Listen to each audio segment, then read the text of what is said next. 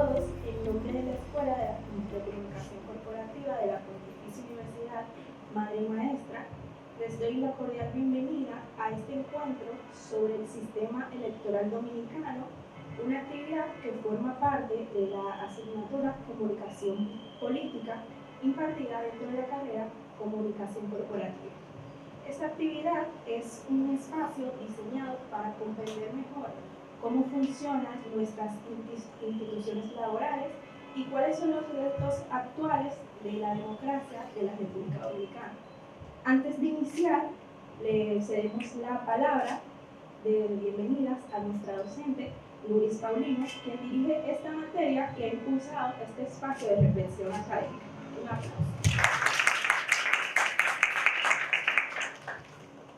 Qué bueno que estamos hoy aquí con este encuentro que va a ser de mucho provecho para ustedes en materia de conocimiento, sobre todo de lo que representa el sistema político dominicano, que es un tema que lo vemos como wow, pesado. Sin embargo, como ustedes escuchen a la doctora Banaí Bello Dotel, que tenemos el placer de tenerla acá, una abogada con más de 30 años de ejercicio, además fue suplente del presidente de la Junta Central Electoral, ha sido asesor en materia jurídica y electoral por muchos años, y tenemos el grato placer de contar con ella aquí y con Félix, un joven como ustedes, como les decía en el chat, que va a conectar perfectamente y ustedes se van a entusiasmar con este tema, y es posible que muchos y muchas quieran hacer una maestría en comunicación política y se dediquen realmente a trabajar esa parte tan importante de la comunicación y tan demandante, pero sumamente interesante. Para mí, de verdad, mi objetivo es que ustedes puedan aprovechar al máximo esta actividad, y como parte del aprovechamiento, pues, obviamente que finalizada ya esta exposición, ustedes vamos a tener un pequeño debate dentro de nuestra PBA, por lo tanto, algunos aspectos que ustedes entiendan positivo que puedan crear esa discusión, sería bueno que lo anotaran para que luego en la PBA abrir ese espacio de discusión y ustedes puedan también mostrar lo que aprendieron en el día de hoy. Espero que puedan sacar el mayor de los provechos. Están aquí por ustedes y yo sé que será de mucho beneficio. Muchísimas gracias por el esfuerzo que ha hecho el equipo, que aunque solo es una semana que tuvimos para montar esta actividad, pero bueno, está montada. ¿Vieron que sí se puede? Bueno, gracias. Muchas gracias, maestra Luis, por esas palabras de bienvenida, y agradecemos su presencia y el interés en participar en esta actividad académica. Hoy contamos con dos destacados profesionales del ámbito jurídico y electoral, a quienes agradecemos por acompañarnos. Estamos con la doctora Banaí Bello Dotel. La doctora es abogada, notario público y consultora jurídica con más de 30 años de experiencia. También fue miembro suplente del presidente de la Junta Electoral en el periodo 2020-2024 y es reconocida conferencista en temas de democracia, derecho constitucional y políticas públicas. Además, ha sido docente universitaria, editora académica y asesora de investigación y tesis. Su formación también incluye estudios en España y República Dominicana en derechos fundamentales, justicia constitucional y gestión universitaria y derechos empresariales. También tenemos al licenciado Félix Nova Ignacio. El licenciado es abogado especializado en derechos constitucional y administrativo. Se ha desempeñado como asesor legislativo de senadores, diputados, instituciones públicas y privadas, con experiencia en la elaboración y análisis de proyectos de ley. Actualmente ejerce en Bello Dotel y Asociados y es conferencista y articulista en temas de organización del Estado y derechos fundamentales. También colabora como asesor académico en trabajos de investigación y tesis universitarias. Un aplauso. Ahora damos inicio a la conversación central de esta actividad. Invitamos a nuestros dos panelistas a tomar las palabras para compartir su reflexión, análisis y perspectiva sobre el sistema electoral dominicano. Sí, me voy a acercar un ratito antes de empezar a pasar estas pistas A mí le he entendido. Buenas tardes a todos y todas, todos jóvenes, caramba. Me siento orgullosa de estar entre ustedes. Antes de empezar voy a presentar a Félix Novaiciano, que es un prominente profesional que colabora en mi despacho y que evidentemente tenía que traer porque las ideas jóvenes, en los jóvenes fluyen mejor. No con eso yo me estoy, ¿verdad? Pero entiendo que hay un lenguaje que ustedes los jóvenes manejan, que nosotros los adultos tenemos que lograr que pase por el tamiz de la juventud, y eso hago cuando me acompaño de Félix. O sea que usufructo esa juventud de Félix. Así que bienvenido, Félix. Bueno, jóvenes, vamos a ver, ustedes son profesionales casi de la corporación, de comunicación corporativa, lo que significa que ustedes van a trabajar en el área de comunicación de empresa. De empresa también se refiere al Estado, a cualquier entidad, cualquier gobierno, todo lo que es corporación. Corporación es un tema muy amplio en derecho, se dice de corporación donde se reúnen 2 o 3 personas para un fin determinado, ya eso puede ser una corporación. Entonces ustedes, al tener que trabajar la comunicación, ustedes están llevando información concreta del tema que ustedes decidan que van a presentar. En el caso del derecho electoral, que es el tema de hoy del que vamos a hablar, hay todo lo que se llama un sistema de derecho electoral. Decimos sistema porque abarca organismos, personas, entidades, leyes, el Congreso, o sea, tiene todo un entramado y tiene que ver evidentemente con la Constitución, que es la ley fundamental de todos nosotros. Vamos a empezar haciendo un recorrido un poco histórico, porque mal podríamos intentar hablar de derecho electoral y no llevarlos a la historia de ese derecho electoral hasta el día de hoy, porque existe ese derecho electoral que ustedes ya conocen. Cuando hablan de derecho electoral, normalmente la gente piensa en el voto, en lo que más rápido llega a la edad de ustedes, ¿correcto? Ese día que ustedes van a las urnas a ejercer el derecho y le dicen, bueno, vote por esto, vote por aquel, o aquel que haya vendido mejor su publicidad, su comunicación, y ustedes entonces deciden por quién votar. Es importante que tengan concepto de en qué consiste el derecho electoral, porque el derecho electoral es la columna vertebral de la democracia, bien llevado naturalmente. Aquí vamos. Vamos a darle bueno, lo van a ir leyendo junto conmigo. Yo quise explicarle en sentido estricto qué es el derecho electoral. El conjunto de elementos mediante los cuales se convierten los votos emitidos en puestos de elección popular. Fíjense ustedes qué elemental. Los votos emitidos por cada uno de ustedes se convierten en puestos de elección popular. O sea, sin ustedes no existe un sistema electoral, puesto que el poder reside en el pueblo, como dice la Constitución, y por lo tanto ustedes son los grandes actores, todos nosotros somos los actores verdaderos dentro de este sistema. En ese mismo sentido, se trata de reglas según las cuales los electores pueden expresar su preferencia política en votos, según los cuales pueden convertirse en escaños parlamentarios, en este caso, en escaños políticos, no en gubernamentales. Vamos a ver. Me dije rápido. Sí, Félix, tú debes parar tiempo que vamos a hacerlo entre los dos. Tú también vas a participar, así que doctora Nuri puede volver a su asiento. Gracias, muy amable. Entonces, el sistema electoral también puede ser entendido en un sentido amplio. El mismo hace referencia a los órganos encargados del planeamiento, organización y la ejecución de los procesos electorales, las consultas populares, la custodia del registro de personas y el juzgamiento de los conflictos electorales. Ustedes saben que cuando existen estos procesos, pues surgen siempre diatribas, discusiones, gente que no está conforme con el curul que le supone que le toca en el momento, y todo eso ustedes lo ven en la prensa, que se hace eco inmediato, porque en este país el foco de la electoral tiene un gran dominio de la prensa se hace eco. Ustedes van a trabajar todo eso, lo que les guste, y se van a dar cuenta cómo hay lo que yo llamo, se paraliza la nación cuando se trata de tiempos electorales. Todo gira en torno a eso. Entonces, es lo que hace referencia a la Constitución Dominicana, en el título 10, dominado los articulados que establecen las asambleas electorales, el sistema electoral. En nuestra Constitución es que está definido, en la del 2010 de manera categórica, el sistema electoral. O sea, que nosotros tenemos el sistema electoral constitucionalizado. Hay países donde el sistema electoral está en leyes, pero nosotros lo tenemos en el marco constitucional. Por lo tanto, goza de todas las garantías y de todos los poderes. Vamos. Esta es una breve historia que no quiero dejar de hacer como lo dije al inicio. El desarrollo del sistema electoral está anclado en el marco constitucional.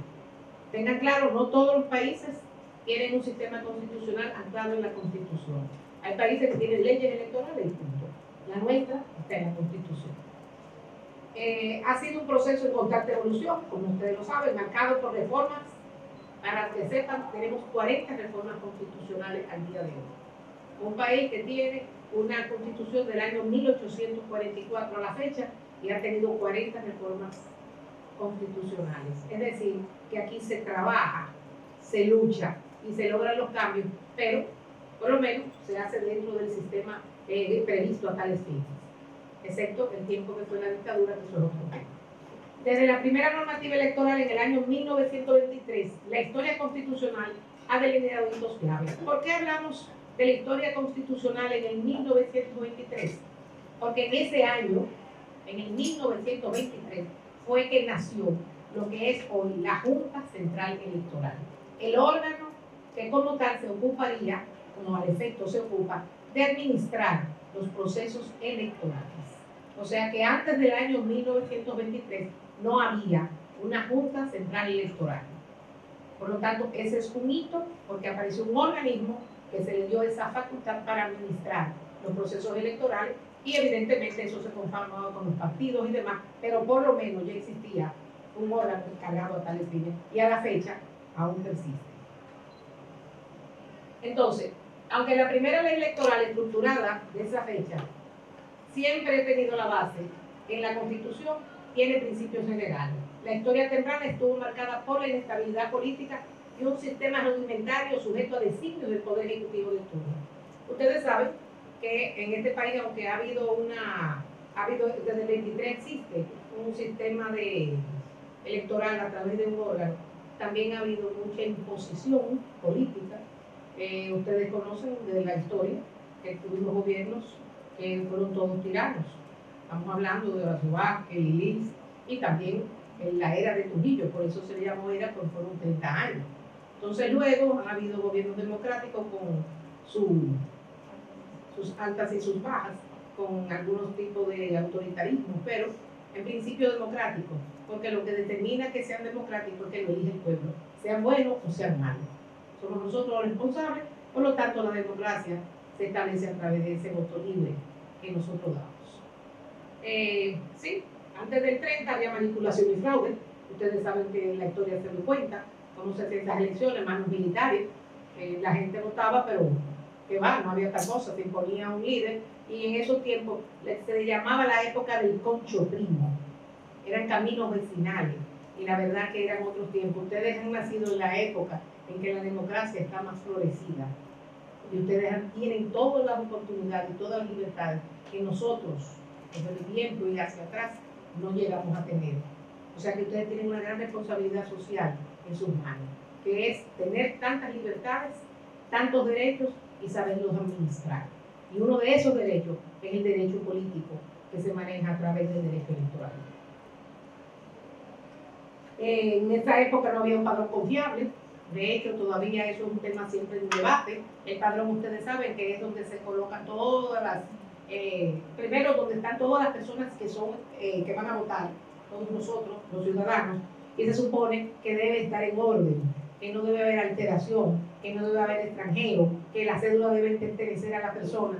Eso siempre es un tema que aquí se ha debatido, que dicen siempre que está alterado y que se meten votos que no deben existir y que luego al momento del conteo, bueno, en las elecciones que yo participé, yo creo que fueron de las más prístinas, porque el padrón estuvo en manos de todos los partidos, en manos de todos los organismos internacionales, y realmente, al parecer, nosotros logramos tener unas elecciones limpias. Pero evidentemente a eso hay que estar siempre ojo visor, porque hay que hacerlo cada 4 años. Por lo tanto, hay que depurarlo. También había violencia, intimidación, eso todavía no termina del todo, ha mejorado, pero ya ha cambiado el tipo de violencia. Por ejemplo, ahora en vez de haber violencia e intimidación, hay lo que ustedes denominan el fake news, que es un tipo de violencia política. Por lo tanto, las cosas cambian, mutan, y hay que ir siempre detrás de esos procesos. El control militar, eso antiguamente existía, ahora no. Ahora en realidad el control militar lo maneja la Junta Central Electoral, que se supone la ley lo establece. En ese momento que se va a ejercer el derecho al voto, nosotros tenemos el control de las Fuerzas Armadas, de todos los cuerpos, porque se supone que no debemos tener un poder fuera de nosotros, ya que vamos a legitimar al término de estas elecciones quién tiene el poder. Por lo tanto, ese día y en ese tiempo nosotros tenemos ese control. Por eso yo recuerdo que cuando fui al Senado a participar para ser miembro de la Junta, me preguntaron de qué yo pensaba de la Junta Central Electoral. Y yo muy alegremente, pero con toda mi verdad, yo dije que la Junta Central era un cuarto poder del Estado. Y todos los senadores me miraron como, bueno, y esta se volvió loca. No, y yo al instante aclaré, y que lo decía sabiendo que habían 3 poderes, pero que por el poder que tiene este órgano de organizar elecciones, de llevar el conocimiento a todo el mundo, de elegir las diferentes personas y de dirigir la asamblea electoral en su momento, es un poder del Estado, es un gran poder del Estado. Entonces aclaré el tema, pero para mí, yo sigo diciendo que es un poder del Estado. Vamos. Entonces, los hitos relevantes del 23, como le dije ya, la creación de la Junta Central Electoral a través de la Ley 35, se establecieron las bases de este órgano. Fue firmada por el presidente Juan Bautista Vicini Burgos, ya desde ese tiempo ustedes conocen este apellido, ¿no? La más avanzada de su época, y sentó las bases institucionales para la competencia electoral. Además, la Junta tuvo como función principal organizar las elecciones de 1924 y la Asamblea Constituyente que redactó la Constitución del 24. Es bueno precisarles a todas estas damas, 3, 4 caballeros nada más, que en este país, hasta el año 1942, la mujer no tenía derecho al voto. Nosotros ni siquiera no éramos ciudadanas. La Constitución del 34 decía que solo eran ciudadanos los varones. Las mujeres no teníamos derecho a elegir ni ser elegibles. Nosotras sencillamente estábamos para traer los hijos al mundo, pero no teníamos esos derechos. A partir del 36, un grupo de mujeres encabezadas por Abigail Mejía se decidieron a luchar por ese derecho. La parte que parecería contradictoria de esa historia es que se logra el derecho al voto dentro de un régimen autoritario, porque fue en la era de Trujillo. Entonces eso, si bien tiene sus matices, porque él quiso dar ese derecho a la mujer, también era una manera de buscar un tipo de validación democrática. Como él decía que no era un tirano, pues la mujer logró que se insertara en la Constitución el derecho al voto. En el año 42, un grupo de mujeres votaron por primera vez, y a partir de entonces la mujer vota en este país. Yo tengo un criterio que parte de la misma educación que tenemos los dominicanos de votar tiene su origen en la dictadura. ¿Por qué lo digo así? Porque la dictadura ejercía su poder, las cosas se hacían militarmente, manos militares. Sin embargo, el derecho al voto es un derecho, es libre, es secreto. Nadie está obligado en este país. No es una obligación votar. Es sencillamente el derecho que usted tiene de ejercerlo si usted quiere. Por lo tanto, creo que ahí nace la educación del derecho al voto, que aunque fue en la dictadura, fue para algo positivo. Entonces, ahí tenemos esta era de Trujillo que duró todos esos años. Aquí lo digo, se incorporó el voto de la mujer. Es el fin de la dictadura en el 61, y en el 62 se hacen las primeras elecciones libres en República Dominicana, porque vale decir que durante la era de Trujillo se hacían elecciones, se hacían simulacros de elecciones, puesto que él no siempre era el candidato, o era su hermano, o era uno, o era el otro, y en fin, había todo un simulacro porque él quería aparentar para los países, para la diplomacia y el derecho internacional, que había una democracia en República Dominicana, y por lo tanto los simulacros de elecciones sí se hacían. Por eso se dice aquí claro que las primeras elecciones libres, porque esas no eran libres, esas eran dirigidas, se hicieron en el año 1962. Luego tenemos muchas reformas constitucionales, o reformas, por ejemplo, como la de 2010, la separación de poderes a partir del 90, el 94 para ser preciso. El acuerdo histórico impulsó reformas significativas constitucionales. La separación de las elecciones. Antes, las elecciones eran, en un día se elegían presidente y congreso, y los alcaldes, todos se elegían. A partir de ese cambio, ustedes ven que son 2 momentos electorales. Se divide, fue en esa modificación constitucional del año 94. También la segunda vuelta, o balotaje, introduce al candidato que tuviera la mayoría, ¿correcto? Que normalmente ese tema de segunda vuelta solo aplica a nivel presidencial, que el candidato a presidente tiene que alcanzar un 50 más 1 para lograr ser elegido. Y si no lo logra, los dos con mejor puntuación de porcentaje van a una segunda vuelta para definir quién es candidato presidencial. Por el momento en República Dominicana solo ha pasado una vez y fueron en las elecciones de 1996, porque hasta hoy en la fecha siempre se han elegido el presidente en primera vuelta. Eso es lo que le llaman balotaje cuando son dos.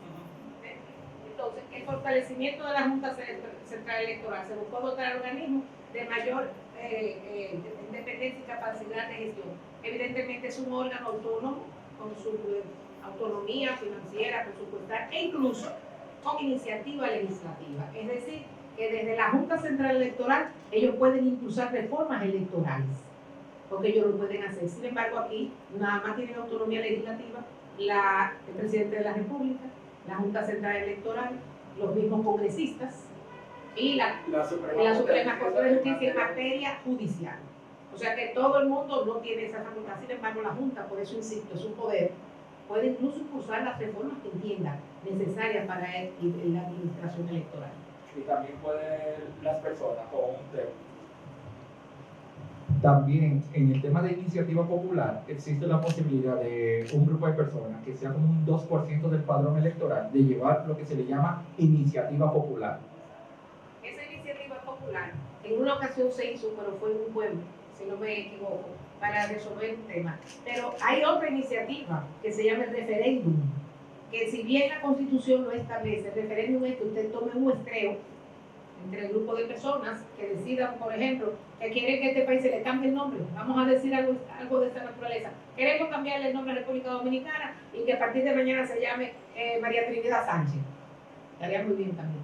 Esa iniciativa puede salir de la Junta, puede salir del presidente de la República y se puede hacer un referéndum porque lo pide el pueblo. Pero ¿qué resulta? Que eso sería extraordinario si el referéndum estuviera, aunque la Constitución lo establece, no hay una ley que lo organice. Cuando yo trabajé en la Junta, trabajé en la ley del referéndum, eso todavía no ha pasado de ser un proyecto. Ojalá suceda, porque lo necesitamos, para que aquí las cosas empiecen a tener ese poder que reside en el pueblo, empiece realmente a manifestarse también en ese orden. Bueno, la reforma constitucional del 2002, aquí la reelección presidencial permitió la reelección no consecutiva, y ustedes saben que ahora tiene un candado, pero ya en esta época ya se decía, se hablaba que eran 2 y no más. Ahora tiene un candado, no sé para qué no más, pero ¿verdad? Tenemos eso ya eso estaba decidido, se terminó de decidir, vamos a dejarlo así. Las posibles implicaciones y otras similares han asociado con la inestabilidad política. ¿Qué pasa? Cada vez que se habla de una reforma, ustedes saben, porque todos vivimos en un país donde todos, gracias a Dios, estamos bien comunicados. Hablar de una reforma constitucional en este país, eso es levantar roncha, porque siempre se dice que se va a hacer para una cosa y terminan en otra. Por lo tanto, se ha perdido, diría, como el respeto, porque las reformas constitucionales, si un país está conforme con la legislación que tiene, hacer una reforma puede conllevar un riesgo. Pero eso es democracia, eso es democracia. Entonces, ha sido modificada numerosas veces, como ya les dije antes, y a la fecha de hoy alcanzan 40 modificaciones. Casi todas tienen que ver con el tema de la reelección. O sea, interesante. La Constitución del 2010, esta es la que a mí me fascina. Esa es la que está en vigor. Esa Constitución, desde que yo tengo concepto de la existencia del documento como tal, la Constitución del 2010 es la más robusta que hemos tenido como país. De hecho, Esta Constitución ha traído la garantía a los derechos fundamentales, que era algo que aquí se conversaba, pero no existía legislativamente en la normativa. La Constitución cambió y adicionó que este era un Estado de Derecho Social. El Estado de Derecho Social implicaba garantizar derechos fundamentales, tales como el derecho incluso al medio ambiente, algo que aquí es una ley que estaba por ahí, pero todo ahora lo que existe, Estado social, garantía de derechos fundamentales, y eso fue producto de esta Constitución, la mejor Constitución que hemos tenido. Yo le digo el Código Constitución, incluso les digo más, producto de esta Constitución podemos trabajar sin leyes, sin códigos si quisiéramos, porque al final la interpretación constitucional es la que se impone. De ahí es que nace este Tribunal Constitucional, que tiene la obligación de interpretar los aspectos que no estén conformes con ella, más aún. Desde antes ya, los tribunales tienen obligación de conocer las interpretaciones constitucionales, como en la actualidad, pero ahora hay un tribunal de mayor jerarquía que define hacia dónde termina esa interpretación, le pone un tope, y esa decisión siempre es definitiva, salvo casos que puedan modificar el concepto, pero tiene que saberlo hacer, porque tampoco es alejado del principio constitucional. La interpretación le corresponde al Tribunal Constitucional. Esa Constitución también establece, en cuanto a la regulación de los partidos son la base de la democracia. No hay democracia sin partidos. Eso es un tema que, aunque nos guste o no, que se queja la gente, que los partidos que hacen que gastar los dineros y tal, pero tú no puedes gobernar a un pueblo si no lo organizas. Y la manera de organizarlo es a través de los partidos. Ya que los partidos sean buenos o sean malos, ya eso es otra historia, porque lo dirigen hombres y no son perfectos. Por lo tanto, eso es otro tema, pero de que los partidos son necesarios para la democracia, lo son. En este tema que entra el método de Hong, que ustedes tienen que haber escuchado mucho, que es un método bastante complejo para el conteo de los votos y la aplicación para los escaños. Le voy a dejar a Félix, que le fascina explicarlo, y de verdad que lo hace bien, porque yo pudiera estar equivocada. No sé si han escuchado anteriormente esa palabra, método de Hong. Cuando ustedes en las pasadas elecciones estaban eligiendo, por ejemplo, candidatos a regidores o diputados, veían que había dentro de una casilla un partido muchos candidatos, ¿cierto? Eso se considera lista y es a través de esa lista que se escogen esos candidatos del método de Hong. Voy a poner el siguiente ejemplo. Aquí en el Distrito Nacional, circunscripción 1, son 6 diputados. Y entonces, tú tienes que sacar un cálculo. Por ejemplo, el partido 1 saca 50%, el partido 2 un 30% y el partido 3 saca un 20%. Y por la proporcionalidad de votos que tuvieron cada uno, se designan los escaños. Por ejemplo, el partido 1, que sacó 50%, tiene 3 escaños de los 6. El partido 2, entonces se queda con 2. Y el partido 3 se queda con un escaño, porque se reparte de manera proporcional eso. Que incluso dentro de ese cálculo se usa una fórmula matemática, cosa que no vamos a abordar aquí, y que cada vez que se explica de una manera muy técnica eso, yo cito muchas veces a Roche, que dice, al que hizo la licenciatura en contabilidad, que saque la calculadora. El método de Hong se encuentra también en la ley 157.13, que la explica de manera precisa. Ese método, cada vez que ustedes vean cualquier entrevista que le hacen a los senadores, a los aspirantes a las posiciones de altas cortes, le preguntan que si están de acuerdo con el método de Hong, porque realmente es una repartición que puede dejar fuera el candidato más votado, porque es un tema de un orden numérico. Bueno, pues a esta pregunta a mí me la hicieron en el Senado y yo contesté muy claro. Dura ley, la ley es dura, pero es una ley. Es una ley, por lo tanto no puede declararse que está mal, porque si la ley lo contiene, el principio de legalidad de la Constitución dice que todo lo que está en la ley es legal. Por lo tanto, si nos gusta o no, pero esta es la ley. Sigue para allá. Bueno, las leyes electorales a partir del año 2018 sufrieron cambios. Voy a dejar que Félix le explique cuáles fueron esos cambios hasta la actualidad, donde nos encontramos en cuanto a la ley electoral. Avanzando al tiempo moderno, primero que todo, tuvimos en el 1997 una reforma electoral que era una ley de régimen electoral que dictaba normalmente la regulación de manera básica de los partidos políticos y cómo iba a ser el régimen electoral de manera general. Sucede que al pasar el tiempo las leyes se desfasan, se vuelven anticuadas, por lo cual se tuvo que hacer varias reformas electorales.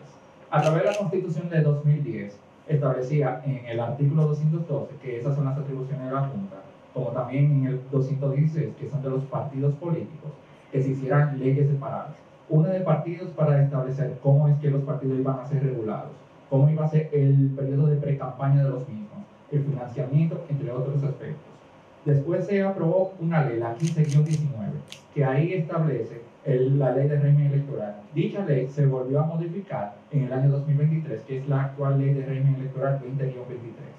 Actualmente en el régimen electoral, además de esas dos leyes que mencioné, la 20-23 y la de partidos que es del 2018, tenemos la 157-13, que ahí establece el tema del método de Hong y otros aspectos más. También se encuentra la ley de la iniciativa popular, que es del año 2015, que ese fue el tema que expliqué ahorita, de cómo el pueblo puede llevar una propuesta de proyecto de ley.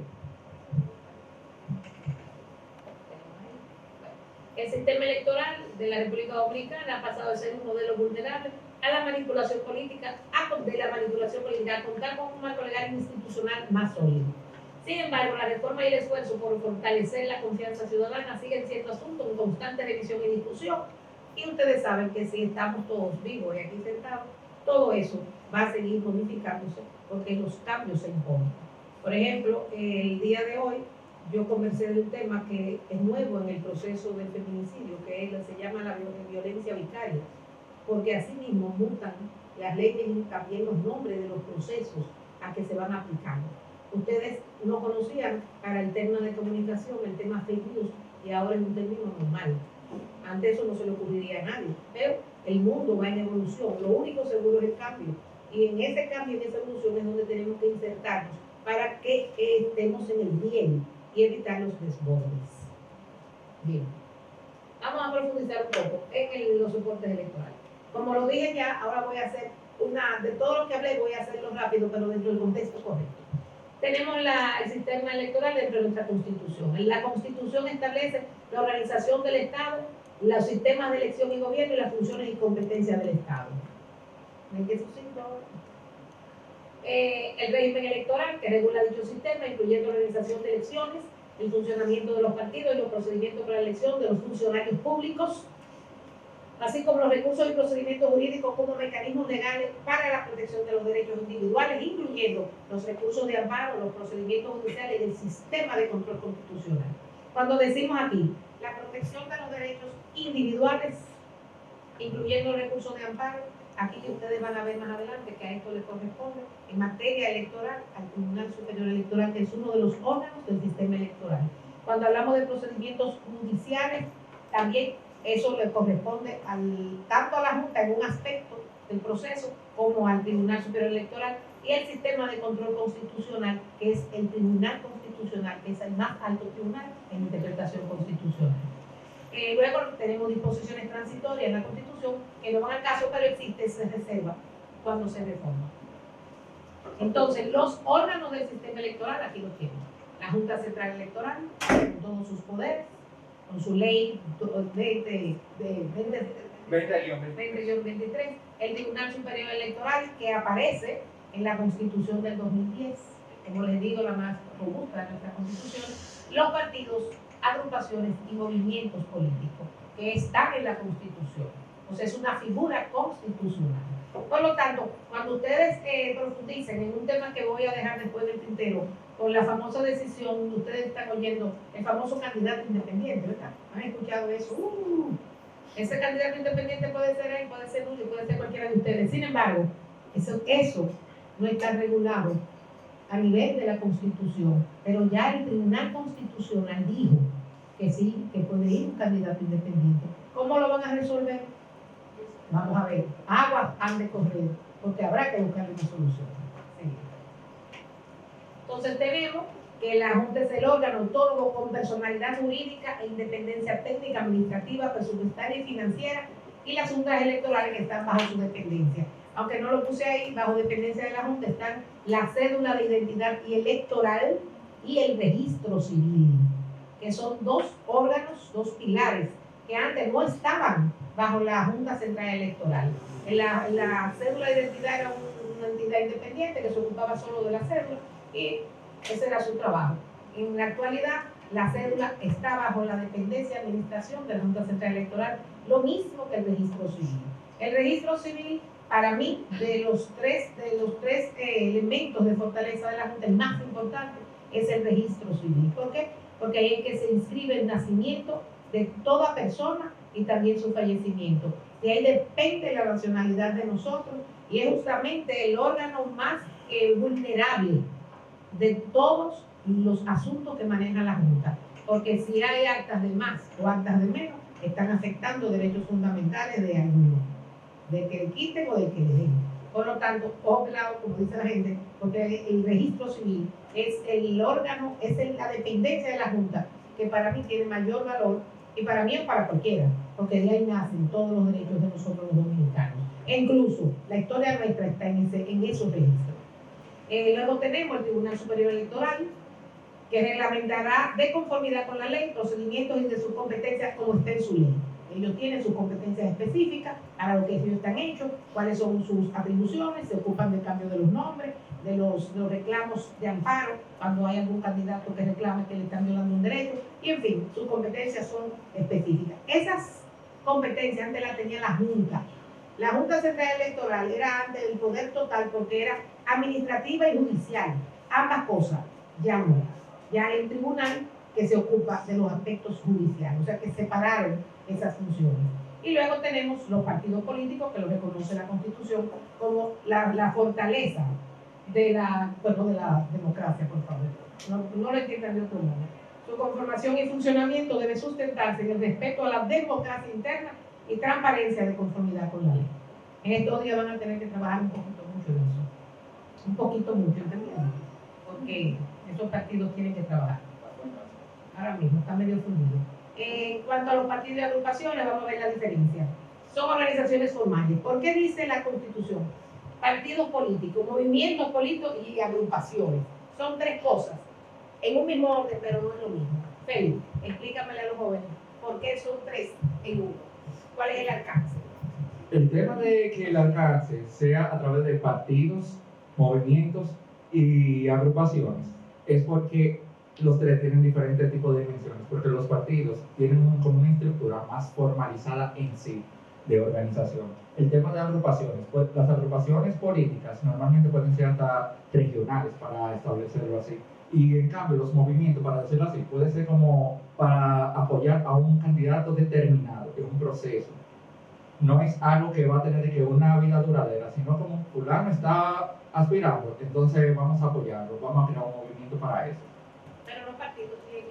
No, en cambio, los partidos tienen un alcance nacional y un carácter permanente hasta lo que establece la ley, cuando se decida, en caso de que no cumpla algunos requisitos, que los partidos tienen el siguiente requisito para su subsistencia, es de sacar, aunque sea un representante, como un regidor, un diputado, un senador, para decir algo, como también, o si no, alcanzar un 1% en las elecciones generales. Esos son los requisitos que establece la ley de régimen electoral. Muchos quedan fuera porque cuando pasan las elecciones no lo alcanzan y ahí mismo quedan, porque la gente piensa que porque ellos se adosan a otro partido van a permanecer como si fueran lapas, como esos pescaditos que se pegan de la... No. Cuando ellos no alcanzan ese objetivo, pues ellos desaparecen. Esa es la realidad. Sigue pasando. Pues estas son las leyes que estábamos hablando que conforman el sistema electoral, la 2023, que es orgánica de la Junta Central Electoral, la 3318 del Partido de Agrupación y Movimientos Políticos, porque aunque la Constitución crea estos órganos, ellos tienen sus leyes y tienen sus reglamentos de aplicación, porque no pueden funcionar solo porque la Constitución lo establece. También tenemos la 3025 del Tribunal Superior Electoral y la 157 donde el método de orden. Ahora bien, ¿por qué se llaman? Esto es importante. Ustedes van a trabajar comunicación corporativa. Importante entender términos que muchas veces lo hablan así. No, hay que entender por qué son leyes orgánicas. Ustedes saben que hay leyes normales, pero hay leyes orgánicas. Todas estas son leyes orgánicas. Pásame ahí. Mírenlo ahí. Felipe, te lo dejo. Dile que esos muchachos, ¿por qué se llama leyes orgánicas? ¿Qué dijo el Tribunal Constitucional hace unos días? Son dos leyes que declararon constitucional. Sucede lo siguiente, que en el catálogo de leyes existen diferentes tipos de categorías. Están las leyes ordinarias, y las leyes orgánicas. Artículo 112 de la Constitución establece cuáles son las leyes orgánicas y son las que afectan derechos fundamentales de manera directa.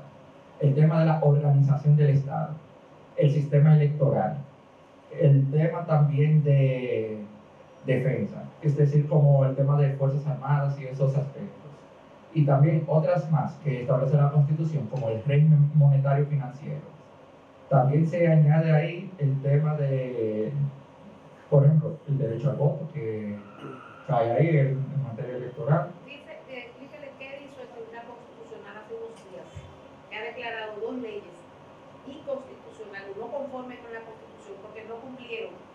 Una no cumplió con la bicameralidad, que implica que las leyes tienen que pasar, no es obligatorio, por la Cámara de Diputados, por la Cámara por los senadores. Y hubo una que pasó directo de los senadores a la publicidad y violentó la bicameralidad. Y la otra fue porque no le pusieron el nombre de ley orgánica. Y al no llamarse orgánica, perdió el sentido para lo que debió estar hecha. Explícale eso. Les voy a explicar uno por uno. La primera que dijo la doctora es una sentencia de justamente a finales del año pasado, en diciembre, que salió, que resulta que se había conocido una ley. Resulta que la ley se aprobó en ambas cámaras. Llegó a presidencia. ¿Cuál fue esa ley? El DNI. No, esa fue la del Código Procesal Penal. Que tenemos justamente el momento. Bueno, sigue, para darle después. Que le voy a explicar cómo es. Interesante. Hay un procedimiento para la aprobación de las leyes. Primero se conoce el proyecto de ley en una cámara, se aprueba. Va a la otra, se aprueba. Tiene que ir a presidencia. Y el presidente tiene dos opciones: aprobar la ley o observarla. Observarla es decir, como mira, no me gustó tal cosa, y la devuelve a la última cámara. Entonces la devolvieron a la última cámara, resulta que la aprobaron ahí y la volvieron a presidencia. Grave error, porque cuando es observada una ley, tiene que pasar por las dos cámaras nuevamente. Sí, que a la hora de pasar eso, establece el Tribunal Constitucional que se violentó lo que se le llama principio democrático, es decir, la forma como funcionan los poderes públicos. Y a la hora de tú alterar ese procedimiento por un vicio de forma, se daña el fondo, no importa lo más forma, las buenas intenciones que hubo. Por eso es que uno debe de procurar que la forma sea tan importante como el fondo. De ahí, en la actualidad, estamos a la espera que se vence en unos días el Código Procesal Penal en el Congreso, porque tenían un plazo que le aprobó el Tribunal Constitucional de 2 años, un año. Y ellos esperaron el último día. Por eso ustedes ven en las redes que se han reunido ellos y Berenice, que están huyendo, porque tienen un plazo que prescribe ahora en diciembre. Si no se aprueba, eso volvió todo atrás y nos quedamos con el código de hace 100 años atrás. 100 años, No, 23. De 23 años fue el último. Sí, 2002. Sí, cuando yo fui aquí, claro. Entonces, estaríamos fuera de contexto porque tendríamos un código penal muy moderno y un procedimiento penal que no tiene consonancia. Entonces, eso fue por un mal manejo legislativo, que es el principio democrático. La democracia siempre, usted tiene que respetar los procesos. Ellos no lo respetaron y el Tribunal Constitucional dijo eso estuvo mal, porque para eso es que está. Y la otra fue la ley del DNI. Sí. ¿Qué sucede con la ley del DNI? Que fue declarada inconstitucional, no por su contenido, sino por el tema de los trámites que también tuvo. Porque al ser una ley orgánica, porque es un tema de investigación, de información, un tema de seguridad nacional, caía ya como ley orgánica. Y a la hora de no tener el nombre, ¿qué dijo el Tribunal Constitucional? Dijo de que las leyes orgánicas deben de tener ese nombre de ley orgánica. ¿Por qué? Porque después de estar sujeta a malinterpretación en el futuro cuando se vaya a modificar. Porque sucede que las leyes orgánicas no se aprueban igual que una ordinaria, porque una ley ordinaria es con mayoría simple. Es decir, de 30 personas votaron 16, pasó. No, en una ley orgánica se necesita una mayoría calificada, que en el caso del Congreso son 2/3 partes de los presentes. Es decir, que de 30 personas que estén, se necesitan 2/3 partes, que eso sería 20 personas. El voto de 20 de 30 para pasar. Que si tiene 19 de 30, se tumba. Eso fue lo que pasó. De ahí ustedes pueden ver que de los órganos del sistema electoral, nos mencionamos ya la Junta Central Electoral, el Tribunal Superior Electoral y el Tribunal Constitucional, que no deja pasar una ni una. Basta que un ciudadano haga un reclamo en revisión constitucional, señores, y ellos hacen su trabajo. sensible o no, le guste o no a la gente, pero está bien que así sea, porque son los que dirimen estos abusos, estas malas interpretaciones o estos delices, como lo queramos llamar. Bien, ya sabemos que el fundamento de la Constitución, el fundamento dice: la soberanía reside en el pueblo, de quien emanan todos los poderes, los cuales ejerce por medio de sus representantes en forma directa, en los términos que establece la Constitución. El artículo 4 establece cómo es el gobierno de la nación, como le dije, civil, republicano, democrático y representativo, y se divide en legislativo. Todo eso ya son asuntos elementales que ustedes deben conocer, pero es bueno que sepan cuál es el origen de este derecho electoral. Todo nace de ese poder que está en la Constitución, que dice que reside en nosotros, que somos el pueblo, que a nuestras manos vuelve. Vamos a ver. La supremacía de la Constitución: todos los órganos que ejercen potestades públicas están sujetos a la Constitución. Nada está por encima, sino en la Constitución. Porque incluso nuestro país, que tiene acuerdos internacionales, que también son parte de nuestras obligaciones, porque los suscribimos, tienen que estar a tono con la Constitución, ¿verdad? La misma Constitución establece la República Dominicana, ahí está, el Estado Social y Democrático de Derecho, organizado de forma de república unitaria, fundado en el respeto de la dignidad humana. Esa es la palabra que tiene mayor trascendencia en la Constitución. Hay tres cosas que yo califico de importante en la Constitución. El hecho de que la dignidad humana sea un valor, un principio y un derecho en la Constitución, y el Estado está fundado en el respeto a esa dignidad. Lo segundo es el derecho al voto, que nos compete a todos, y que ese derecho al voto es secreto. Por lo tanto, eso va consono con la dignidad humana. Usted no tiene que negociarlo ni hablarlo, usted lo que tiene que ejercerlo. Y lo tercero de nuestra Constitución es que es un Estado social, y mientras no perdamos el sentido del Estado social, todos nuestros derechos fundamentales están garantizados. O sea que tenemos una Constitución que, bien usada, bien conocida y bien reclamada, es un poder absoluto y está en manos nuestras. Es la única vez que tenemos mucho poder cuando votamos. Creo que es la única vez también que nos brincan a todas partes. Entonces, bueno, ya lo dije, pues decidir el cuerpo, sigue, porque ya estos son listas para yo. Aquí está el sufragio activo y el sufragio pasivo. Te lo dejo para aquí. El sufragio es votable. Sí. Que ustedes ven que cuando se habla del derecho al voto, se habla del derecho a elegir y ser elegido.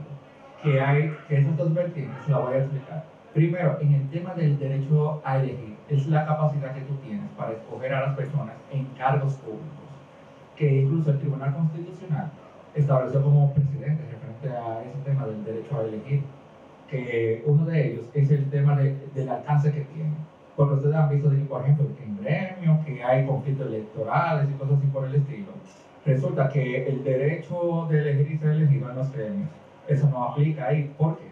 Porque la Constitución establece que solamente va a ser a los cargos públicos, es decir, si tú vas a aspirar a diputado, a senador, a presidente. No aplica para elecciones de gremios, ni de junta de vecinos, ni nada por el estilo. Eso ya eso cae como derecho de asociación, que eso es otro tema. Ese es uno de los temas que ha desarrollado el Tribunal Constitucional en eso. Ahora, sufragio pasivo, eso es el derecho a ser elegido. Es decir, la capacidad tuya de ser candidato a un cargo electivo. Que el presidente que puse fue algo que pasó en las pasadas elecciones. Que se lo voy a contar el caso, porque la persona que le pasó eso fue a un conocido mío.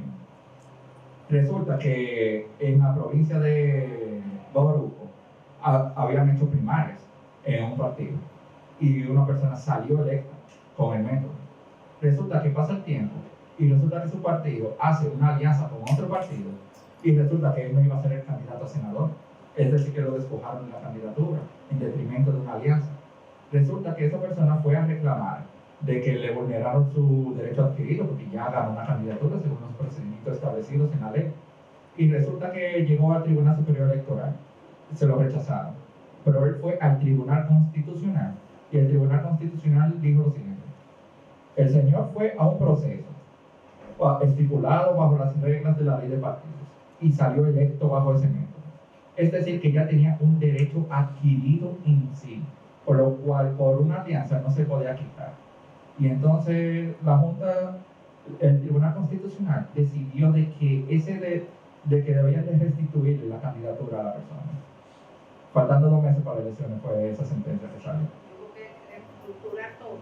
Ya, encontrarse de conocer sus derechos, que hayan buenos abogados y que hayan tribunales y jueces serios, claro.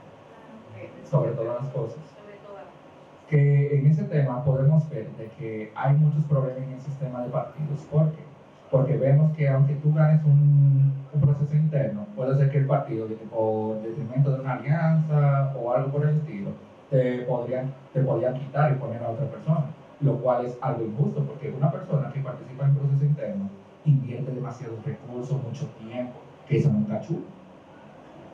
Y la última sentencia que tenían, que es el tema que más le gusta a la gente, las candidaturas independientes. Que el origen de eso fue de una persona que estaba aspirando aquí en el distrito como candidato a senador y resulta que quiso ir como independiente. ¿Qué sucede? La ley del régimen electoral establecía que los requisitos para ser candidato independiente era casi lo mismo como ser candidato en un partido, porque tú necesitabas, por ejemplo, como una asociación de personas y cosas así, un procedimiento que era para ponerse en China.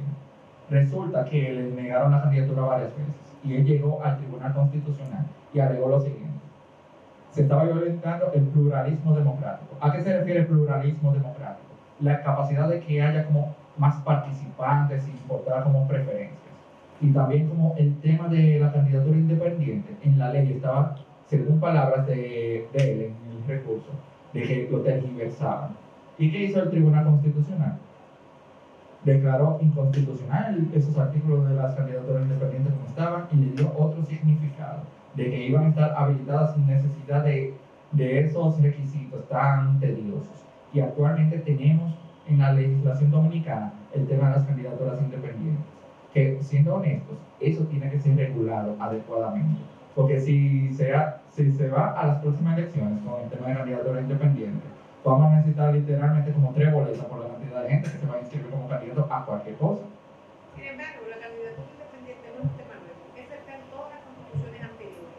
Es un tema viejo y es una expresión que está en constituciones viejísimas. Incluso tiene su origen en el hecho de que antiguamente cualquier líder de pueblo con dinero se declaraba candidato independiente. Eso era siempre una posibilidad porque era mano militar y ustedes saben que era una cuestión de no, fulano, don Horacio Vázquez, fulanito. Lo que nunca se le dio fue la importancia suficiente de saber que alguno lo podía reclamar porque eso subyacía en la ley. Y resultó que hubo quien lo reclamara y el tribunal dijo, bueno, existe en la ley, lo que hay que darle forma. Y le dio forma, que fue un exceso, porque no debió darle la forma que le dio porque ha creado una situación conflictiva. Pero sencillamente se tienen que sentar a legislar y a crear un reglamento, lo que quieran ellos, porque de que existe, existe. Si mañana yo digo que yo quiero ser candidato independiente, voy a venir para acá a buscar los votos de ustedes. No sé cómo vamos a llegar, pero llegamos. Ay, bueno, la anterior, esto es la asamblea electoral. Las asambleas electorales, ¿qué son? Le dejé esa fotografía porque con esto le voy a explicar. Cada 4 años se abren las asambleas electorales. La asamblea electoral es cuando el pueblo sale a votar, es el pueblo organizado para elegir sus políticos, su congreso, su congresista, su presidente, todo. Eso es lo que se llama las asambleas electorales. Miren aquí. Funcionan en los colegios electorales. Los colegios electorales es el lugar donde vamos a ejercer el derecho al voto. Pero las asambleas electorales, cuando la Junta llama al voto, ese día el pueblo, donde tiene esa fortaleza, eso se llama la asamblea. Cuando yo daba clase de esto, yo recuerdo que le ponía un ejemplo muy simple para que pudieran entender cómo que una asamblea, porque como que lo vean como un pueblo. Digo, igual como las asambleas de Dios, cuando la gente va a la iglesia, que le llaman la asamblea de Dios, porque están todos unidos en un fin, que orando, pidiendo, alabando. Eso es una asamblea, pero esa es la asamblea de Dios. Bueno, está la asamblea electoral, porque es el voto, el Dios de ese momento, que van a decidir, ¿no? Por eso se le llama así, eso no ha cambiado. Luego tenemos aquí, aunque creo que hemos hablado de eso, también hablamos de eso ya. Sí, la convocatoria, los referéndums, se lo hemos dicho todo desde el inicio porque prefería empezar con las constituciones, porque era la manera en que podían entenderlo, y ya dejar esto para irse dando como por pinceladas. Pero yo creo que todos esos temas siguen, están bastante aclarados.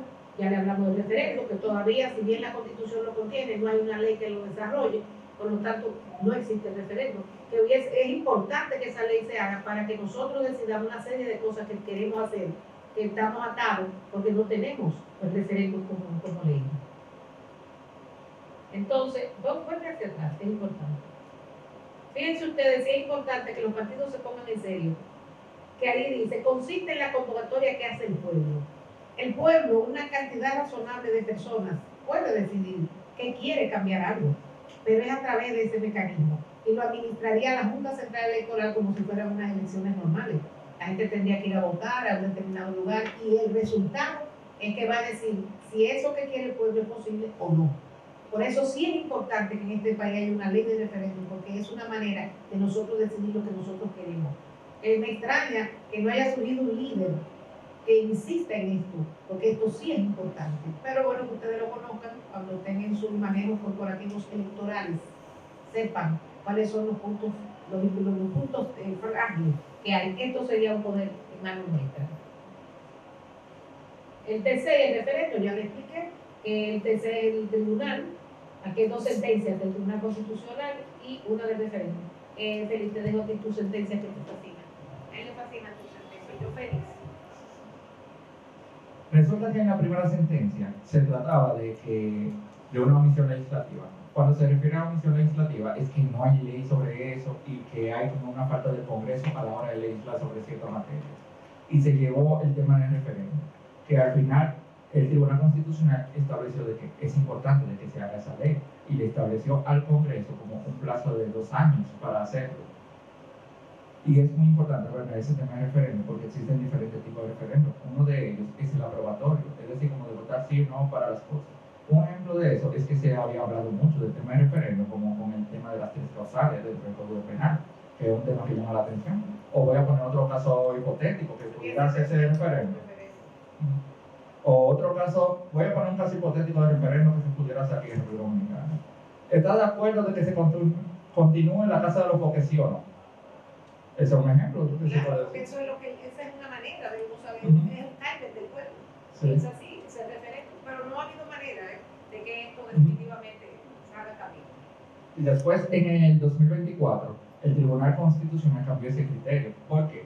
Porque aquí lo dice. Primero, explicando que el anterior criterio solo tiene menos de 3 años de vigencia, lo cual no ha generado expectativas reales en los posibles destinatarios, es decir, al Congreso. Al contrario, afecta las expectativas del curso político constitucional en la formación de leyes.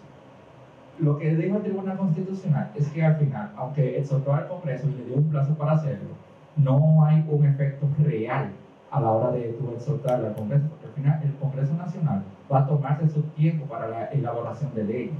Porque al final una Cámara, por ejemplo el Senado, puede estar de acuerdo de que tenga su propia agenda, de trabajar algunos proyectos de ley, pero la Cámara de Diputados tiene otra agenda.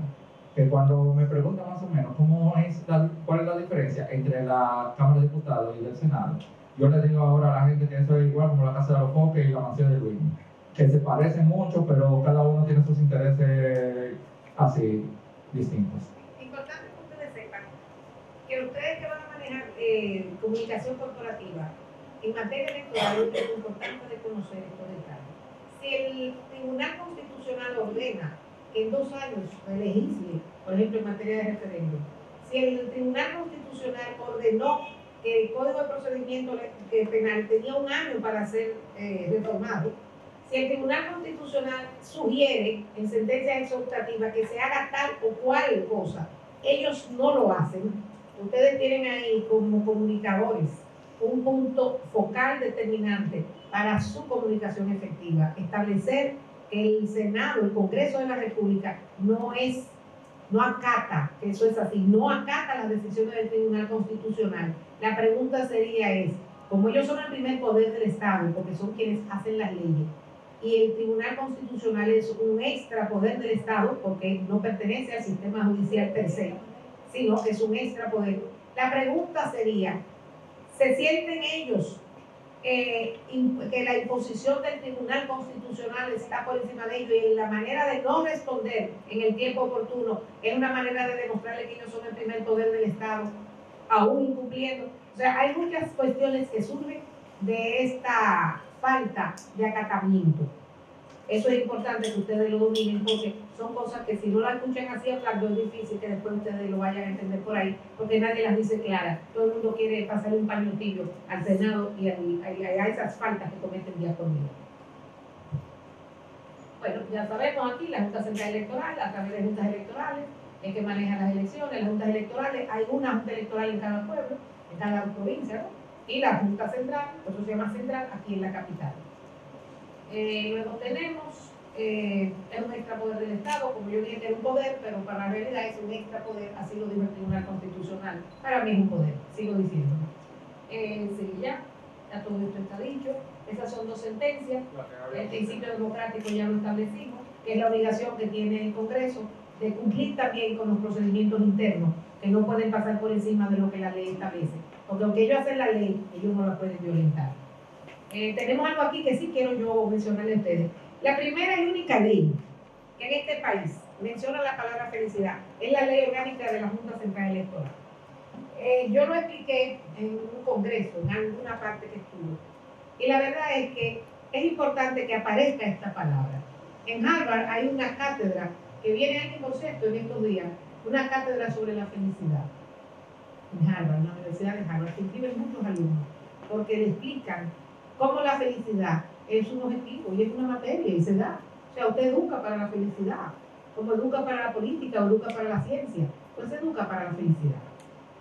Aquí tenemos los principios rectores del proceso electoral que están en la ley 2023 y dice todos estos, transparencia, y yo voy a destacar tres que son la equidad, el interés nacional y la representación. Vamos a ver si tengo ahí no tengo la, vamos a ver, la equidad dice: los órganos de la administración electoral adoptarán todas las medidas que sean necesarias a los fines de lograr el desarrollo progresivo de los derechos de ciudadanía de los dominicanos y procurar la conformación de los poderes públicos de forma equitativa entre mujeres y hombres. Y en consecuencia, las decisiones, actos y procedimientos dictados por estos deberán estar orientados al logro de dicho propósito. Ahí nos incluyen a las mujeres y hombres de manera progresiva, lo que significa que esa lucha que estamos llevando las mujeres tiene un principio de equidad que lo apoya. Pero tenemos también sentencias sobre ese orden que establece un 33 mínimo para que la mujer participe. Y alguien decía que si no era muy poco, bueno, lo importante es que en ese orden, ese 33 es el mínimo. O sea, no pueden ya lograr candidaturas donde no haya un 33% de mujeres. Antes eso no existía. Actualmente hay 40%. Sí, 40-60 ahora. Sí, porque en ese tiempo, con la ley 26100 de la 23. Entonces ahora dicen que 40-60. Cuando explico esto digo que nadie dice que 40 sean las mujeres y 60 los hombres. Podemos ser el 60 las mujeres y el 40 los hombres. Así que ahora está mejor. Tenemos, como yo digo, una valla alta, pero eso es lo que se llama luchar por lo que se quiere. Vamos, sigue ahí. La discriminación positiva, que yo no creo en esto de masculinidad positiva ni intervención positiva. La discriminación es discriminación y la masculinidad, o sea, estos inventos esos adjetivos que le ponen a las cosas, pero bueno, eso es eufemismo, porque o es, bien. Entonces, vamos a ver, el interés nacional, señores, esto es increíble. El interés nacional, según la ley, primera vez que lo contiene una ley, es un interés público y general que crea las condiciones para el bien común, porque atañe a toda la sociedad como un cuerpo social y político. Esto es correcto. Está ligado a la finalidad del Estado de ser promotor, generador y distribuidor de los beneficios y la felicidad de sus integrantes. Primera vez que aparece la palabra felicidad en una ley y justamente en la electoral. O sea que todo lo que se maneje allí es buscando el interés nacional, porque si terminadas las elecciones, las designaciones de los ganadores no produce felicidad, algo está mal. Ténganlo por seguro que es así. Luego dice, en ese interés, es un interés público, no pasa la que la repetimos ahí, falta la otra. Creo que hay otra más. Bueno, no, el interés nacional se me quedó la de transparencia, caramba, faltó una, pero bien. Lo importante es que ustedes sepan que la ley electoral obliga a que el resultado proporcione felicidad. Y eso así solo, dicho, ya es mucho. No es solamente que proporcione legalidad, que proporcione felicidad. Podemos trabajar siempre con eso. Luego tenemos aquí ya los mismos órganos, lo que les explicamos, la oficina de coordinación, ya lo que está dentro de la Junta, cómo se maneja el interno, la institución. Sigue. Lo mismo, sigue. Ya todo eso está explicado, todos están. Ya, ahí es que se vota, ustedes han votado. Ahí está la foto del tribunal con la ley que lo crea, ya se lo explicamos también. luego viene el Tribunal Constitucional, los partidos ya lo explicamos, vamos a ir cerrando, ya todo eso lo dijimos, sigue para allá, y aquí está la última técnica que le voy a poner para dejarla en el ánimo de ustedes. Pero lo más importante de todo lo que hemos hablado del sistema electoral, donde se concreta el sistema electoral, es en el ejercicio del derecho al voto. Algo tan elemental que dice que es personal, libre, directo y secreto. El derecho al voto es la expresión más directa de la dignidad humana en la vida democrática dominicana. A través del sufragio, cada persona afirma su valor, su voz y su capacidad de influir en las decisiones que definen el destino del país. Por eso votar es importante. Este acto libre y consciente garantiza la participación igualitaria, fortalece las instituciones y asegura que el poder público responda a la voluntad de una ciudadanía digna y respetada.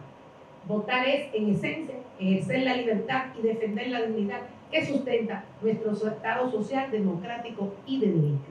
Votar, después de la gente, votar primero. Muchas gracias.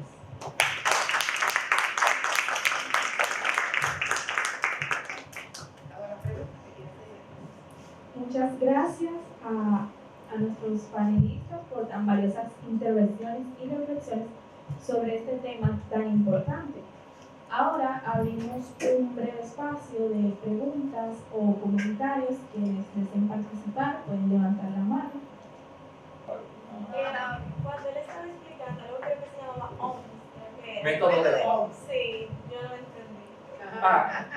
Yo sabía que era complicado. No, es algo complicado. Por eso yo me lo explico. Porque el método de Home es para tú escoger como los candidatos, por ejemplo, a diputados y regidores, para decirlo así. Y eso es como la suma de cantidad de votos que saque un partido o una lista. Y según el porcentaje que tenga, se va asignando los escaños. Vuelvo a repetir, por ejemplo, hay 6 candidatos a diputados, ¿verdad? El primer partido sacó 50% de los votos. Vamos a suponer que por ese 50% sacó 3. Quedan otros 3 escaños. El segundo partido sacó un 30%. Proporcionalmente le tocaría, por ejemplo, 2 escaños por la cantidad de votos que sacó. Y entonces al que sacó 20 le toca el último escaño. Ese es un método que se usa como para que las listas o partidos que tengan boletas fuertes o determinadas logren tener como representación en sí en los territorios. Ese es un método bien complicado. Una aplicación matemática. Sí. Pero además, es bastante discriminatorio. ¿Qué pasa con el método de Home? Que los partidos, por ejemplo, minoritarios, que no alcanzan esa cantidad de votos, se quedan fuera. Y ahora hay una discusión bastante amplia dentro de los partidos que están diciendo que no quieren el método de Home, porque eso le afecta a la representatividad. Porque imagínate, por ejemplo, aquí tenemos un caso de un candidato aquí en el distrito que sacó una cantidad de votos. 14.000 votos. Sin embargo, se El quedó más fuera. votado El más votado se quedó fuera porque precisamente por el método de Home. No tuvo una boleta que lo acompañara. Si hubiera tenido un partido fuerte que saca muchos votos, él queda dentro de Esos son de los asuntos que los partidos tienen que resolver. Ellos tienen que tomar una decisión y pedir una modificación a la ley, pero algún método tiene que existir. Pero es una ley, y a veces la vida. Es poco probable que lo hagan porque a los partidos mayoritarios no les interesa eso. Lo dijiste Es todo. así, lo dijiste todo, y el Tribunal Constitucional ya dijo que no era violatorio porque Es la ley. Ali.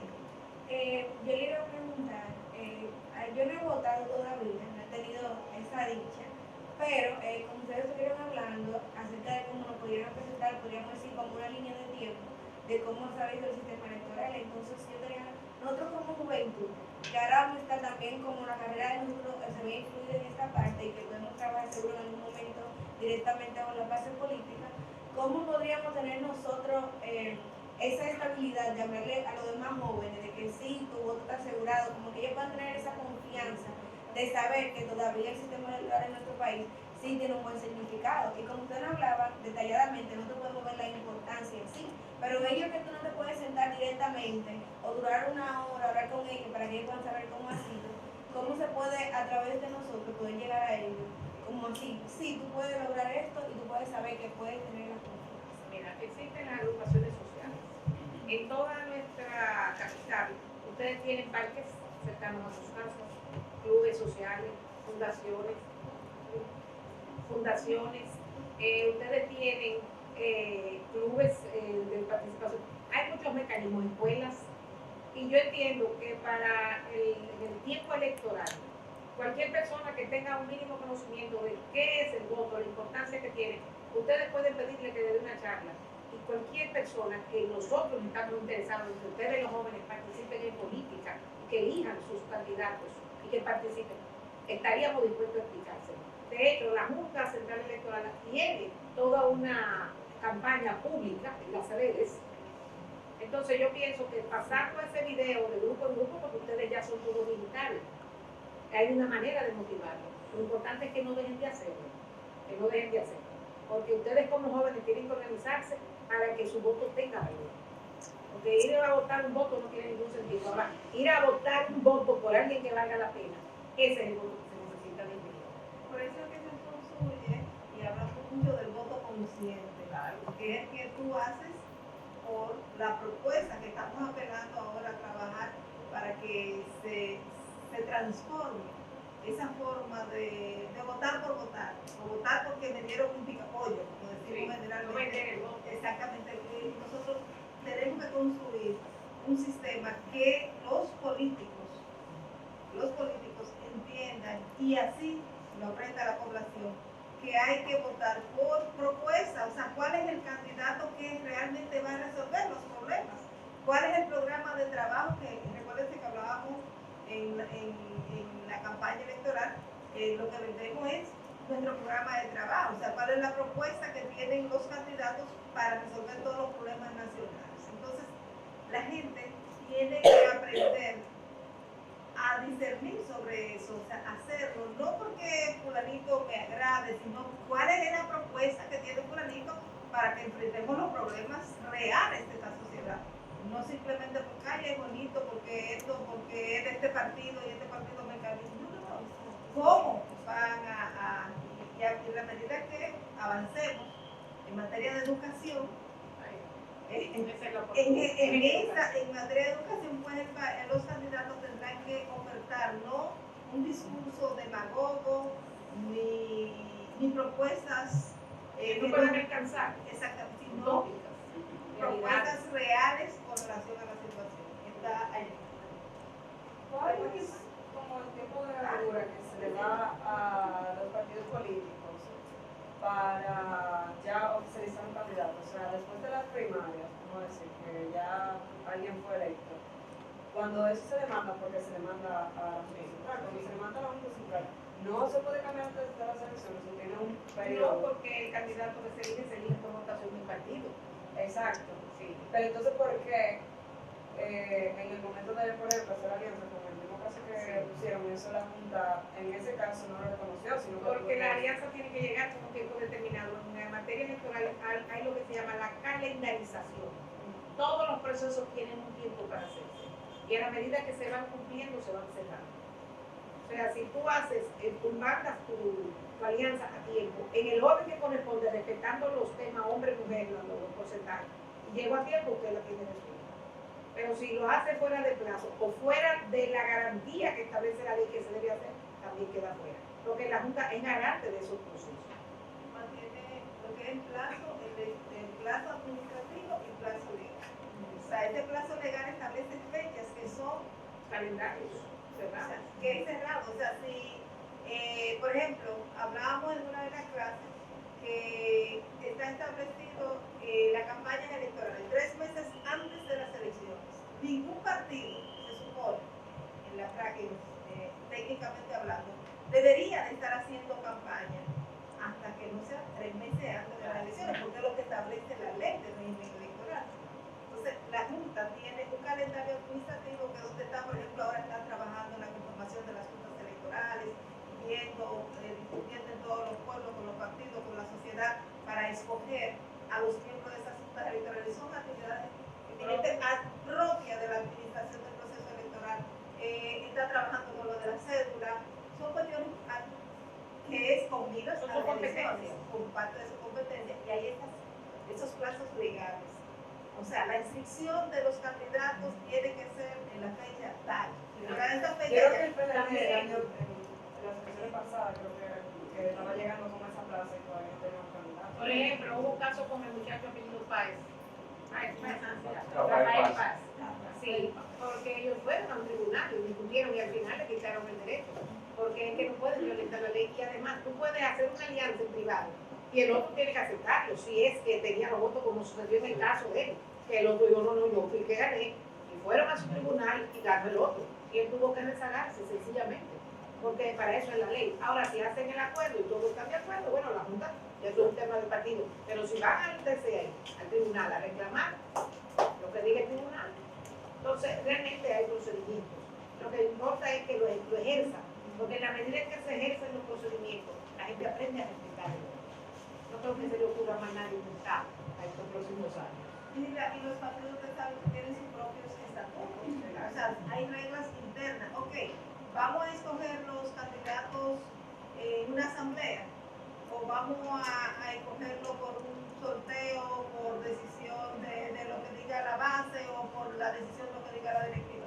Pero para eso tiene que estar establecido dentro de su reglamentación interna y a partir de ese resultado, que fue lo que pasó, que explicaba Félix, se tomó una decisión, esa decisión para poder quitarle esa candidatura a esa persona que la ganó dentro del marco, tienen que ponerse de acuerdo con él. O sea, él tiene que decir sí quiero, sí lo acepto.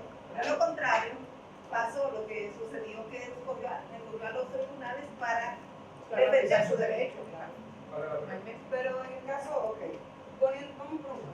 En caso de que yo gané la primaria del partido, ¿verdad? Ajá. Pero va a haber una alianza entre el PSC y el PLD y la candidata de esa provincia es la profesora Luz. Entonces, a ella la ponen por encima de mí. Si yo puedo reclamar en cualquier momento o Tienen un tiempo para reclamar antes de. Hazlo lo más antes de las rápido. elecciones, ¿verdad? Hazlo lo más rápido posible antes de las elecciones, porque si es después de las elecciones, no hay razón de ser.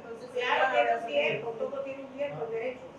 Y cuando se conocen esos casos electorales, se tiene que conocer rápido por el tema del principio de calendarización, Y es además, decir, el tiempo del calendario electoral.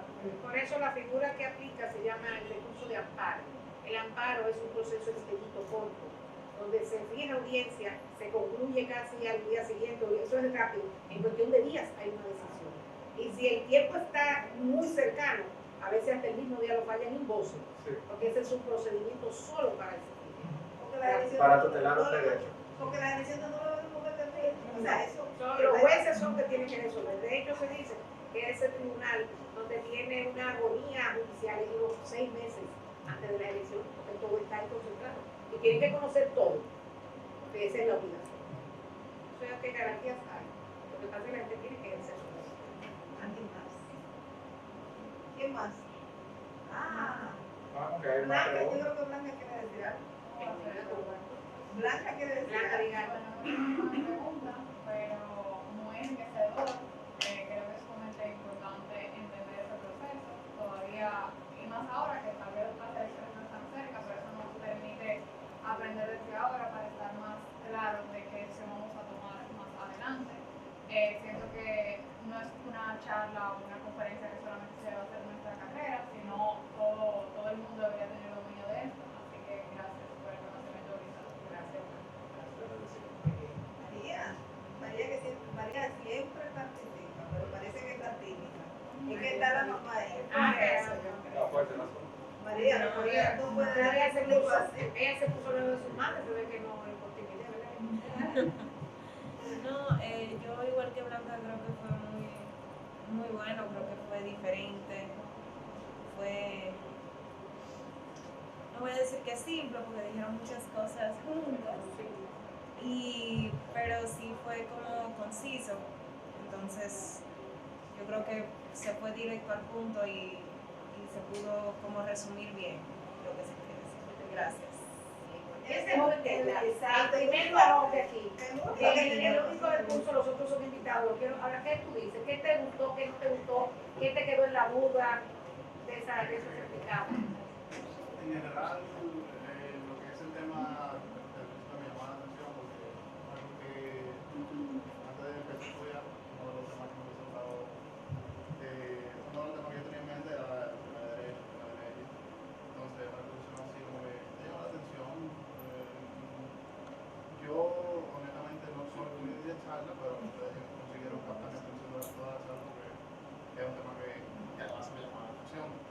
Yo siento que cuando ustedes expusieron todo, lo hicieron bien porque sobre todo daban muchos ejemplos para que así nosotros que no estamos asimilados con este tema, pues nos podamos ir siguiendo el hilo a ustedes a medida que van explicando y eso hacía que fuese como mucho más exacto, mucho más liviano de entender todo. Te decimos que en este país vivimos en campaña todo el tiempo.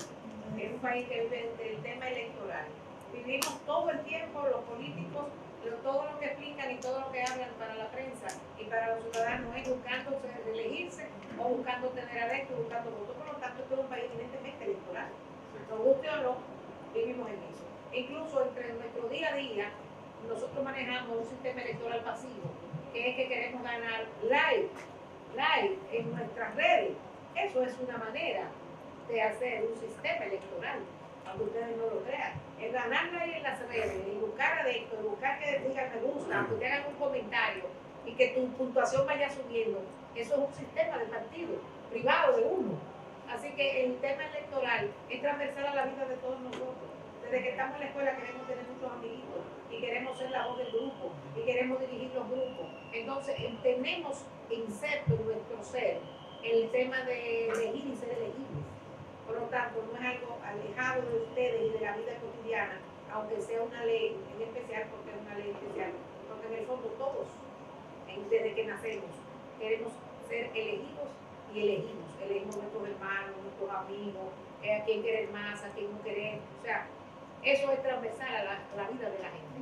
Por eso yo pienso que es un tema que si bien es el que decide quién va a dirigir los destinos de la nación, de alguna manera nosotros también lo utilizamos en nuestra cotidianidad. Realmente. ¿Usted qué dice de eso? Sí, además, estaba de ahí, realmente muy bien. Estamos hablando de la usted, yo soy de economía. Sin embargo, su tema yo no lo sabía, porque el curso me llamó mucho la atención, me quedé durante toda la presentación. Ustedes los economistas tienen mucha incidencia en los temas políticos. Por eso me llamó mucho la atención más. Si la quieren en su grupo, se la damos ya también. ¿Algún otro comentario? Ay, sí, está Mónica, está... primero Aimé, que no me doy con... Aparte de lo bien que expusieron el tema, a mí yo diría que lo que más me impactó fue la pasión con la que lo presentaron, principalmente de parte del licenciado que es joven. Entonces mi pregunta sería, ¿cuál es, en cuanto a la juventud, cuál es el mayor desafío para apasionar a la juventud en cuanto al sistema electoral desde su punto de vista? Mira, en este aspecto yo te puedo decir lo siguiente. Poco a poco los jóvenes hemos perdido mucho el interés en las cosas. Estamos desinteresados. Muchos ya no nos gusta ir a la iglesia constantemente. No nos gusta que nos asocien a clubes deportivos ni nada por el estilo. Queremos estar por nuestra cuenta. ¿Qué es lo que tenemos que hacer? Tratar de comunicarnos en un lenguaje general para que los jóvenes puedan captar. Por ejemplo, yo mencioné aquí el tema de Casa de los Pobres, porque ¿quién no lo está viendo actualmente, la Casa de los Pobres? Para decirlo así. O está viendo los cortes. No, ¿quién? Al menos los cortes. Los cortes, yo nada. Aquí se ve mucho que son disfrutas. No. Te pongo un ejemplo, dije eso, y fíjate cómo mucha gente como reaccionó a eso. Es porque genera como cierto nivel de empatía con cosas que los jóvenes están viendo en su vida cotidiana. Uno de los grupos que yo tengo normalmente es como tratar temas del día a día que cualquier joven vive, y ahí como meterle como un chin del matiz de cualquier tema, por ejemplo un tema electoral, y ahí como chin a chin se va desarrollando de manera orgánica, porque así es que uno puede llamar la atención, siendo auténtico y también como viendo poco a poco cómo se puede desarrollar los temas. Ustedes todos los universitarios tienen una facultad que no usan. Ustedes tienen que exigir pedirle a la universidad que le traigan los políticos aquí, a foro de ustedes. Yo no sé, cuando yo estudiaba, yo siempre he sido un poquito, así como ustedes me ven, lo que quiero lo busco, lo proclamo y lo Aquella es muy parecida. Ustedes tienen que pedirle que ellos vengan aquí a la universidad, pero no con un séquito de guardaespaldas, interrumpidos, no, a sentarse así como estoy yo aquí con ustedes. ¿Por qué? Porque ese es el derecho que ustedes tienen a conocerlos, a conocer lo que ellos pretenden hacer en este país, qué le ofrecen a la juventud y ustedes expresarles sus inquietudes. Entonces yo entiendo que la universidad es el foro, es el ágora donde los jóvenes y los políticos deben juntarse. Primero porque este es el tamiz, para que ustedes no se nos vayan al extranjero y nos dejen sin los recursos que nosotros estamos poniendo en ustedes. Entonces ellos están obligados a eso, pero ustedes tienen que pedirlo. Eso es importantísimo. Yo no sé por qué caramba decían antes que la UAS era la universidad donde se reclamaban todas las cosas, pero qué bueno que se hacía, porque los grandes políticos y los grandes portadores de beneficio de la nación salieron de ese foro. Pero ustedes vienen de universidades privadas que deben hacer lo mismo, porque sus padres están haciendo esfuerzos, muchos de ustedes, para pagar estas universidades. Pero no es verdad que esas universidades no deben dar los políticos que deben salir de aquí, porque ellos deben venir a explicarnos a nosotros. Entonces yo entiendo que ustedes deben aprovechar esa coyuntura y pedirle a la universidad, al rector, al vicerrector, que en el fondo también son políticos. Queremos ver al presidente de la República, hagan un gran congreso y tráiganlo, porque la juventud quiere conocerlo, no verlo en la semanal. Que las preguntas a veces están hasta, ¿verdad?, dirigidas. Eso deben hacer ustedes, deben hacerlo. Para eso son las universidades. La fuerza de la juventud se deja aquí es que se bate todo. Entonces no salgan de esta sala universitaria sin cumplir ese deber ser joven, que es cuando uno viene y hace los cambios. Porque cuando lleguen a mi edad, ya, muchas cosas se habrán cumplido. Yo porque me junto con Félix. No se lo digo. Yo porque me junto con Félix. Si no, caramba. ¿Qué iba a decir? Realmente iba a decir que aquí sí se hace, la universidad tiene el club de ideas políticas. Sí. Entonces aquí sí se ha traído políticos. Y hay muchos de ustedes participando en eso, porque yo conozco eso por Félix, pero creo que son pocos. Generalmente, disculpa, generalmente eso viene por idea más de los estudiantes. O sea, no es algo como que la universidad dice, no, vamos a llevar a ese profesor. Es como un club entre estudiantes, ¿verdad? Que son los que le piden el chance al político de que venga. Pero la universidad debe apoyarlos. La universidad apoya esa iniciativa. Incluso del club han salido muchos dirigentes políticos que hoy en día están ejerciendo, y es así, este sector, están en funciones públicas, los partidos políticos, cuatro posiciones importantes. De comunicación, nosotros tenemos aquí varios estudiantes que están dentro del club, que incluso han estado fuera, formándose en materia política, o sea que realmente la universidad como espacio ha impulsado, está ocupándose bastante. Es que eso es lo que corresponde, eso es lo correcto. Ese es el momento, ustedes ahora, esas inquietudes, conocer sus políticos. Yo estuve en una universidad haciendo un curso de verano en Madrid, y para sorpresa mía, positiva, los políticos que se habían graduado en esa universidad, en verano van y cumplen, devuelven charlas gratis a los alumnos extranjeros que vamos, porque ellos autocritican sus gobiernos, pero es un acuerdo entre ellos y la universidad. Salimos de esta universidad y devolvemos a esta universidad parte del aprendizaje y de la experiencia que tenemos en la vida, porque hemos alcanzado determinados espacios. Entonces, eso es importante, porque no hay un camino muy largo, ni muy entre un joven y un político de cierta edad, porque al final, ya ese político de cierta edad tiene un hijo de la edad de ustedes. Entonces, caramba, es una cíclica, se necesita que se retroalimente. O sea que sí, los invito a que se mantengan en esa línea, porque si la juventud pierde su fuerza, nosotros, los más adultos, nos caeremos. Ya finalmente vamos a darle la oportunidad a Mónica, porque ella a Mónica para que cerremos. Gracias. Algo que yo también quería destacar es que ella mencionó sobre cómo la mujer no era ni siquiera considerada ciudadana, la Constitución del 34 tampoco. Exacto, entonces me llama la atención eso, porque justamente en la clase estamos tocando ese tema y de la percepción femenina, porque ahora la mujer sí que está en la política, pero la percepción que se tiene en ella y que muchas veces prefieren todavía a un público masculino en ese aspecto. Sí, la mujer todavía no ha alcanzado el espacio que le correspondería alcanzar. Tenemos un tema se llama sororidad, no tenemos sororidad entre nosotras, no nos apoyamos una con otra. Luego tenemos un tema de discriminación entre nosotras mismas, eso hay que trabajarlo. Y luego tenemos la violencia de género que el hombre ejerce sobre la mujer de las diferentes formas que le ejerce. Hoy, como les dije, hay la vicaria, que es la que ejerce a través de los hijos.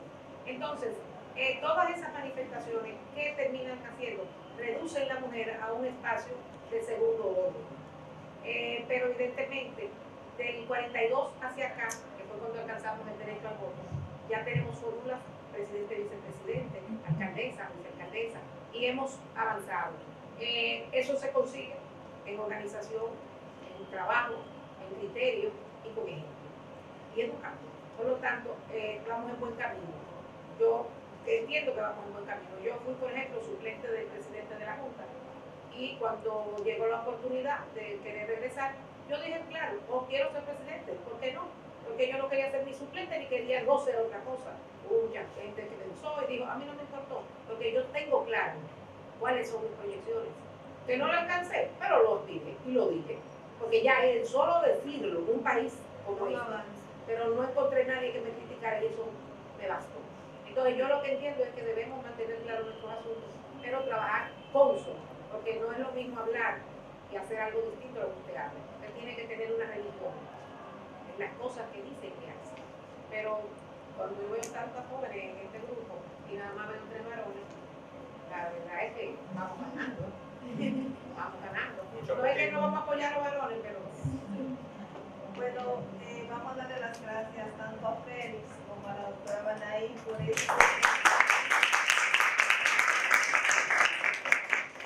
tantas cosas importantes que nos llevamos hoy.